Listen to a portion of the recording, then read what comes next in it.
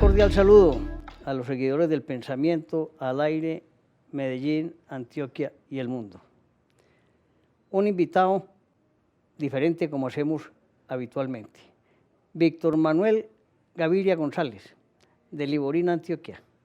Él es doctor honoris causa en comunicaciones de la Universidad de Antioquia, pero su vida es el arte, el cine, la escritura, la poesía y todo lo que tiene que ver con este medio tan bonito del cine.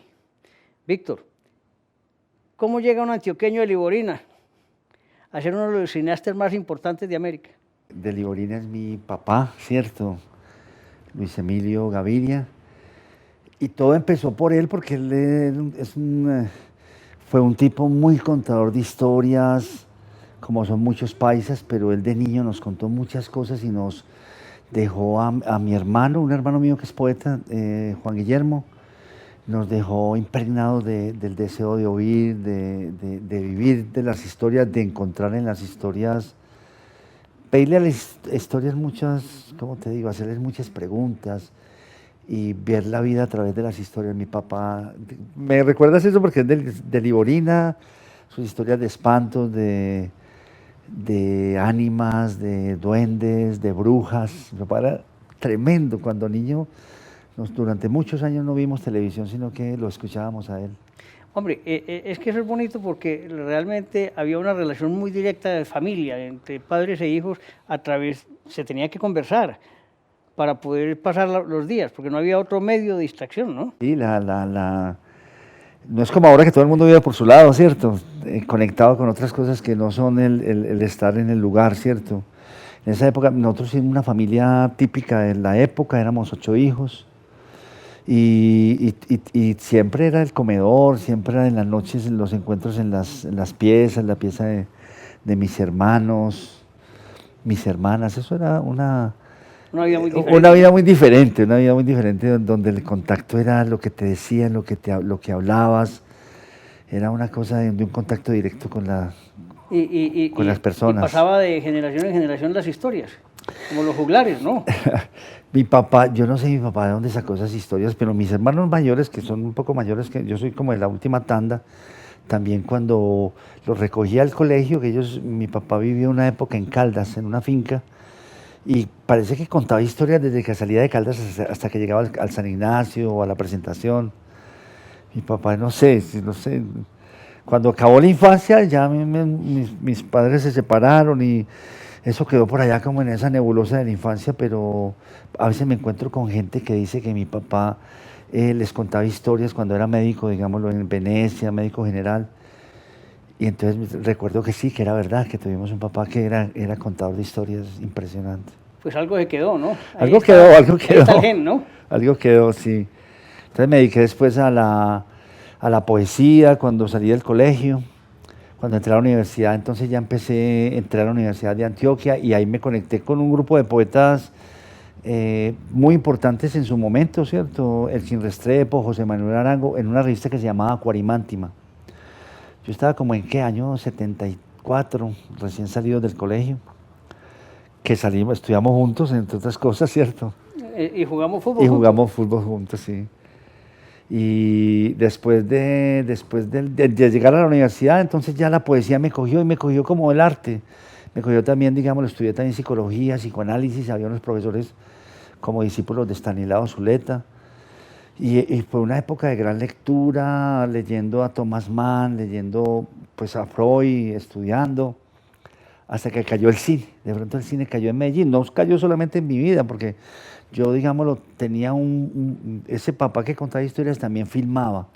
Tenía un grupo de amigos que filmaban cosas aficionadas. De pronto yo tenía esa cosa por el arte, por la poesía, y de pronto cayó el cine a Medellín a través de una cinemateca que no sé si la frecuentaste, que era la Cinemateca del Subterráneo. Sí, claro. Por Dios, las mejores películas se daban allá, ¿no? Que a todos nos tocó, porque nosotros veíamos un cine comercial y íbamos a los cineclubs, pero de pronto llegó esta cinemateca y era muy agradable ahí en Sudamericana del Subterráneo, ¿no? Sí, a mí me tocó la primera parte también en el Poblado. En el Poblado, donde hoy es el ballet folclórico. El ballet folclórico de Antioquia, sí. Muy bien. Víctor, Sí. entonces ya vamos viendo para nuestra audiencia cómo no es que se llegue de pronto a la poesía, al arte y al cine, sino que hay un tema histórico también de familia, que es el que en la mente va generando toda esa necesidad de seguir mostrando la vida a través de la imagen. ¿Cómo llegaste propiamente a decir un día me voy a dedicar a la dirección de cine? Yo hago parte, digámoslo, de todos esos primeros enamorados del cine, cinéfilos que se vuelven cineastas. En el año 79, 80, aquí en Medellín, hubo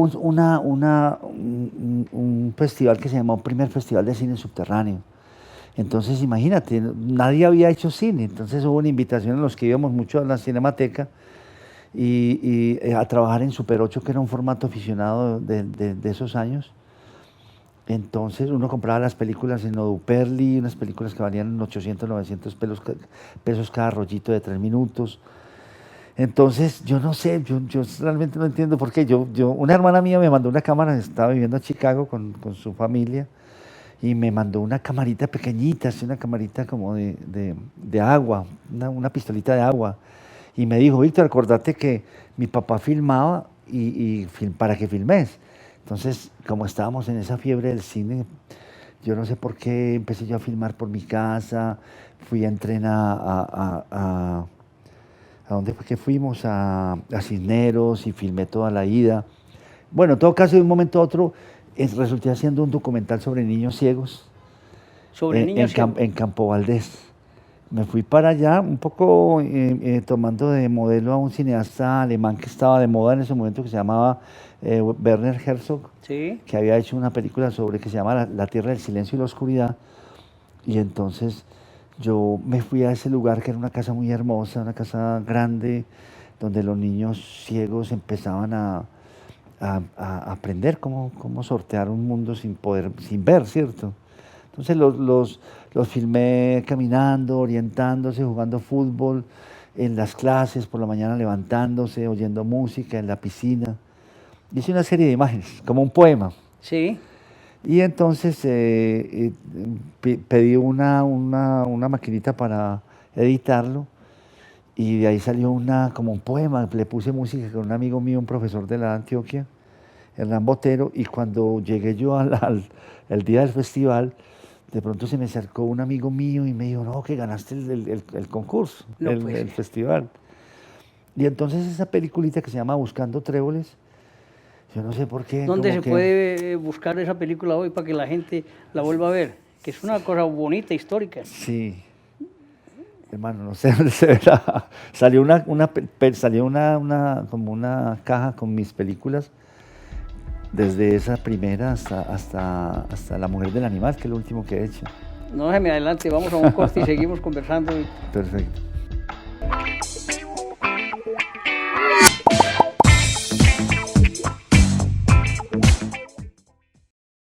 Víctor, ese contenido social que mostró desde esa película de los niños ciegos se ha mantenido en el tiempo, ¿no? Esa es una de las características suyas. Siempre impregna en el cine ese sentido social que usted tiene. Digámoslo, cuando yo empecé a trabajar después de Buscando Tréboles, yo no sé por qué yo al otro día me salí de la universidad y todo, estaba estudiando psicología, y me fui a conversar todas las tardes con un grupo de amigos que habíamos participado en el festival, y que yo no sé por qué la orden que nos habían dado, la orden del día era que debíamos dedicarnos al cine, nosotros, no sé por qué. Y entonces empezamos. Había también ¿qué te digo? Una mística en ese momento en Colombia. Se había creado Focine, había muchos talleres, no había escuelas de cine, pero yo asistí a un taller en Cali sobre actores naturales. Y el problema que teníamos nosotros es que en Medellín no había actores profesionales de cine, había actores de teatro, pero cuando uno los ponía frente a la cámara, no sé si fue falta de entenderme con estos actores, pero yo salí corriendo de ese encuentro con los actores de teatro, porque eran muy de teatro y eran unas personas que estaban siempre en actitud de mostrar, de hablar, de sobreactuado, ¿cierto? Sobreactuado, muy escénico, muy... Muy del cine y temas, pues, me imagino que eso ha pasado, eso hace mucho tiempo, hace 40 años ya. Entonces ya ha pasado, obviamente ya hay muchos actores acá. Pero entonces en esa época el otro camino era buscar el actor natural.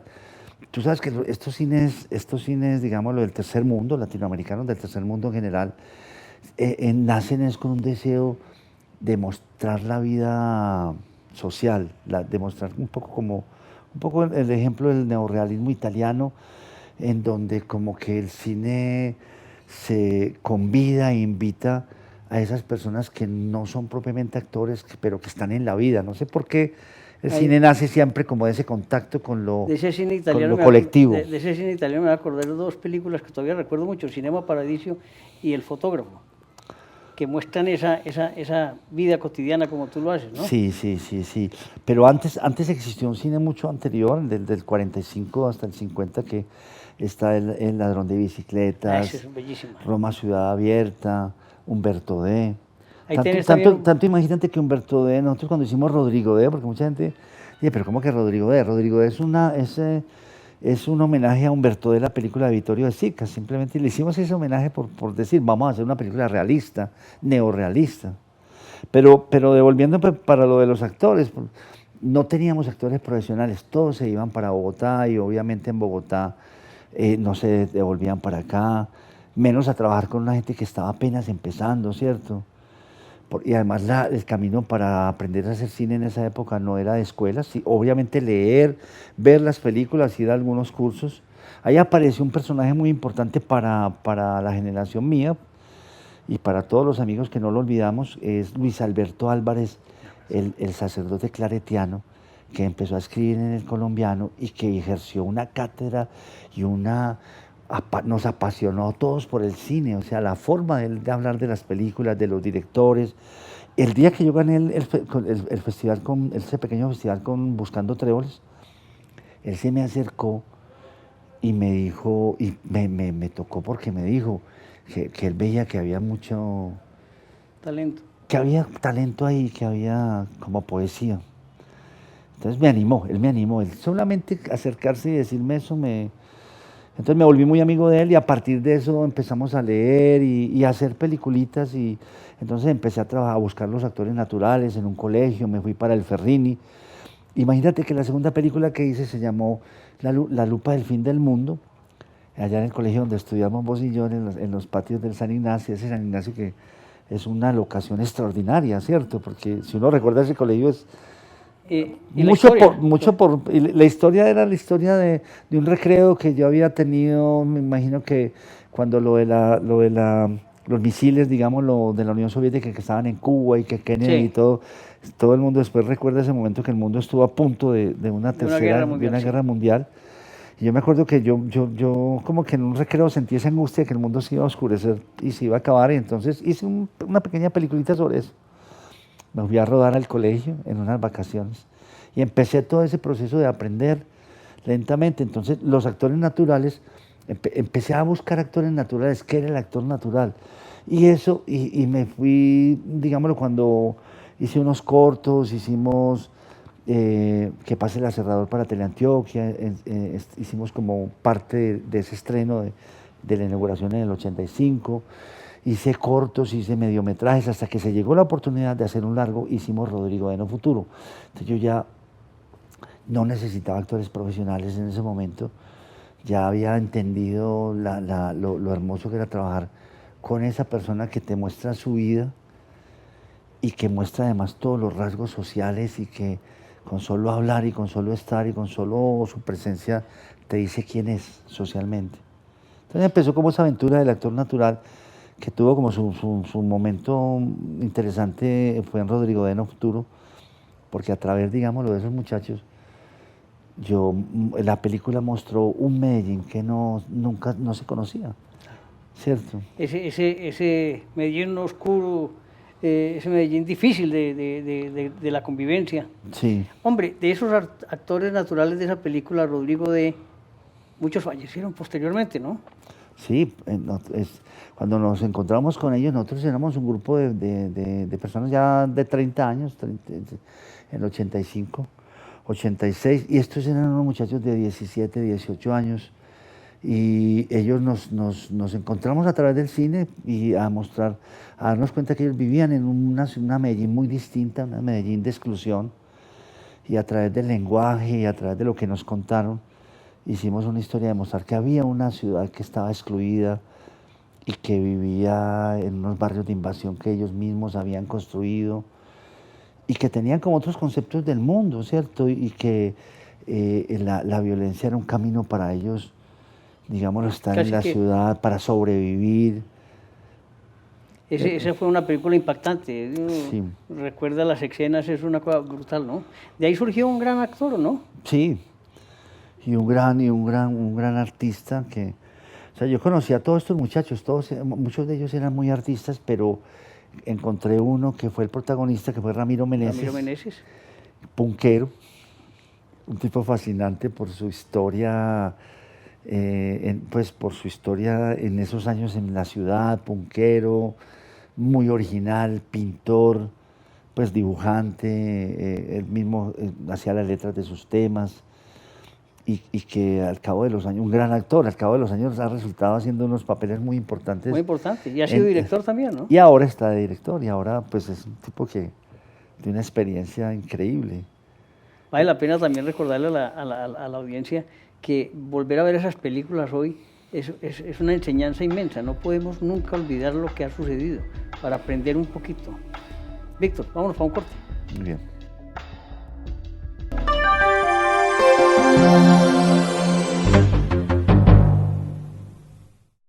Víctor, estas historias son increíbles, una maravilla. Y además contadas por usted mismo, las hace todavía mucho más vivencial. Vamos a hacer un salto grande, ¿no? Rodrigo de No Futuro, un gran impacto, pero después vino La Vendedora de Rosas. Cuente cómo llegó allá. Pues La Vendedora es como el segundo capítulo de ese encuentro con la ciudad, ¿cierto? Yo voy a hacer un documental en un instituto de unas monjitas que educan a las hijas de todas estas familias, digámoslo, que se desfondan y que no alcanzan, digámoslo, a criar a sus hijos. Entonces conozco una niña ya que se llama Mónica Rodríguez y ella me cuenta, las monjitas me dicen, vea, don Víctor, aquí tiene esta niña, y la niña se monta a un árbol, me cuenta su vida, después nos ponemos a conversar ya más personalmente y ella me contó como la vendedora de rosas ahí, la niña que vende rosas, que vende confites, que las noches de Navidad está tratando de no enloquecerse para llegar a las 12 de la noche lúcida y darse un beso con un noviecito de ocasión y ir a donde la mamá, bueno, y me cuenta eso y yo me voy para la casa y escribo la historia de la vendedora de rosas, obviamente mezclado con un cuento de Hans Christian Andersen que se llama La vendedora de cerillas, que es un cuento que no sé por qué han hecho muchas versiones para cine de ese cuento, la vendedora de fósforos. Sí. Sí, la cerillerita. Y entonces aquí salió La vendedora de rosas, pero entonces, digámoslo, yo empiezo lo mismo, a buscar los actores naturales, a buscar a los niños de la calle, voy a las 70, hablo con los pelados y bueno, nos vemos a tal hora, del tal día. Ellos no tienen día ni hora, ¿cierto? Nunca se aparecen. Hasta que un día esta niña que conozco en ese internado, la encuentro después en la calle, se ha vuelto ya una ladrona, le dicen la ratona, No. y maneja un combo de ladrones, ladrones más o menos de 15 años, de menores. Y entonces yo le digo, hermana, ¿y qué? Vamos a hacer la película, porque yo le había dicho en esa época que íbamos a hacer La vendedora de rosas. Y me dijo, no, Víctor, yo estoy robando, yo me estoy ganando 80.000 pesos robando semanal. Entonces le digo, no, venga, yo le pago y me ayuda, se vuelve mi asistente. Entonces ella me consigue todos los actores, entramos a todos los lugares, a los hoteles, donde había que hablar con todo el mundo, porque para que la gente supiera que íbamos a hacer una película y que yo no hacía parte pues, de la policía o de ninguna ente de investigación. Sí, buscando los delincuentes. Buscando los vendedores de droga. Entonces conozco todos estos niños, voy a internados y encuentro... Lo que a mí me había llamado la atención de los actores, de los niños de la calle, eran actores naturales extraordinarios. Eso fue lo que a mí, entre otras cosas, me llamó la atención. Entonces, claro, empiezo con estos niños, veo que estos niños y niñas son unos... ¿Cómo te digo? Te muestran la vida, están a pesar de las precariedades, están conociendo el mundo todavía para ellos es muy nuevo. Y entonces son unos actores y unas actrices impresionantes. Conozco a Lady Tavares en un internado, ella ahí mismo la conozco y entonces me dice, Víctor, venga, yo le presto mi pieza, me le presento mi pieza. Entonces subimos y me dice, ay, no, venga, pase por aquí, yo no quiero pasar por acá. ¿Pero por qué? Hay una bruja ahí, hay un cuadro de una bruja. Entonces veo el cuadro de la bruja y es la Mona Lisa, la Gioconda. No puede ser. Sí, yo te dije, pero ¿te da miedo esto? Ay, sí, eso me mira todo el día, que no sé qué. Sí, sí. Entonces conozco ese otro mundo de estos niños y estas niñas. Y empezamos esa aventura de hacer la vendedora de rosas. ¿Jamás pensó que iba a tener un éxito de esa No, naturaleza? para nada. Yo me acuerdo que en las noches, porque la película era muy difícil de hacer, muy complicada. Y el productor, que es Ervin Gogel, un documentalista bogotano, de una familia que tiene mucha plata, que fue la que yo lo encarreté para hacer la película. Él dio en su momento, la película valió mucho, mucho, mucho, mucho, mucho, porque se hizo con mucha paciencia. Entonces, en la noche yo le decía a Ervin, como con pena, le decía, ¿quién va a ver allá en Barrio Triste filmando día por noche en una habitación de pensión? de una pensión? Le decía a Ervin, ¿a quién le va a interesar esto? Y él también me miraba, porque era un mundo muy, muy, muy en un rincón del mundo. Pero lo estábamos haciendo con cariño y la verdad es que Resultó impactante, ese encuentro entre esos niños tan vivos, ese niño que está luchando la vida, que está buscando, que tiene que tomar roles de adulto, y ese niño que es como un adulto por la ciudad es una... Contrastó mucho el lenguaje, ¿no? La expresión, las palabras, Claro. con la Medellín de esa época, ¿no? Claro, el actor natural, yo cuando empiezo a trabajar con el actor natural, me encuentro con que yo tengo que dejarlo improvisar. O sea, ahora voy a hacer otra película, por ejemplo, y estoy buscando los actores, entonces yo me encuentro con una gente que pone su experiencia y lo que ha vivido en función de un personaje, los busco por eso, y entonces la actuación se caracteriza no por la memorización y por decir cosas al pie de la letra, sino por improvisar. Entonces, claro, cuando se improvisó entró toda esa jerga de Medellín, el gonorrea y toda esa cosa, y yo cómo iba a poder quitar eso, ¿no? Eso era la vida de Medellín. Eso era la esencia, incluso. Esa era la esencia. Entonces salió esa película. Y ahí empieza el éxito grande, ¿no? De Víctor Gaviria. Cuando la película la hicimos, digámoslo, yo la mostré a mis amigos todos me dijeron, pues algunos me dijeron que estaba muy larga, otros me dijeron que eso no podía ser verdad, que en una noche no podían pasar tantas cosas. Me decía que yo estaba exagerando, que todo el mundo... Y cuando los niños de la calle, los actores la vieron, entre otras cosas ellos no sabían qué estaban haciendo, no sé por qué ellos, obviamente, si uno como director no sabe qué película está haciendo, uno sabe que está haciendo unas tomas, que las va a pegar y que de ahí va a salir un relato, pero uno no sabe cuál relato va a salir, ni con qué emoción va a salir. Y ellos cuando vieron ese cuento, cuando yo se lo mostré por primera vez, antes de mostrársela a nadie, muchos de ellos no. Yo me recuerdo que una de las niñas, Liliana, apenas vio eso, esta pelada se cayó, se desmayó, mejor dicho, se arrodilló. Y se cayó y entonces yo le decía, ¿qué te pasa? Y me dijo, no, qué pena, Víctor, tengo una pena enorme.